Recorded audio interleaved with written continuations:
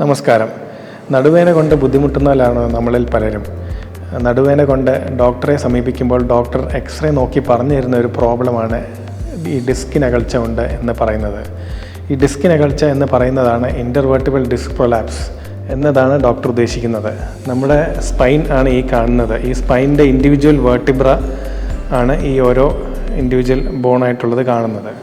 ഈ ഇൻഡിവിജ്വൽ വേർട്ടിബ്രേൻ്റെ ഇടയ്ക്കുള്ള ഒരു സോഫ്റ്റ് ആയിട്ടുള്ളൊരു കമ്പോണൻ്റാണ് ഇൻ്റർവെർട്ടിബിൾ ഡിസ്ക് എന്ന് ഉദ്ദേശിക്കുന്നത്.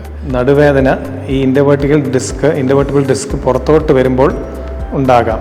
അതിൻ്റെ ഉള്ളൊരു ടേമാണ് ഇൻ്റർവെർട്ടിബിൾ ഡിസ്ക് പ്രൊലാപ്സ്. ഈ റെഡായിട്ട് കാണുന്ന ഈ പോർഷൻ അതിനെ ഡിനോട്ട് ചെയ്യുന്നത്, അതായത് ഇൻ്റർവെർട്ടിബിൾ ഡിസ്ക് പുറത്തോട്ട് വന്ന് ഞരമ്പിനെ പ്രസ് ചെയ്യുമ്പോൾ ഉണ്ടാകുന്ന ഒരു ബുദ്ധിമുട്ടാണ് ഇൻ്റർവെർട്ടിബിൾ ഡിസ്ക് പ്രൊലാപ്സ് എന്ന് നമ്മൾ ഉദ്ദേശിക്കുന്നത്.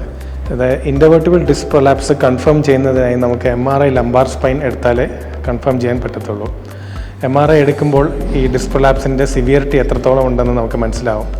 പേഷ്യൻ്റെ ബുദ്ധിമുട്ടും ഡിസ്ക് പ്രൊലാപ്സിൻ്റെ സിവിയറിറ്റിയും ഇത് രണ്ടും കൺസിഡർ ചെയ്തിട്ടാണ് പേഷ്യൻറ്റിന് സർജറി വേണോ വേണ്ടേ എന്ന് നമ്മൾ തീരുമാനിക്കുക.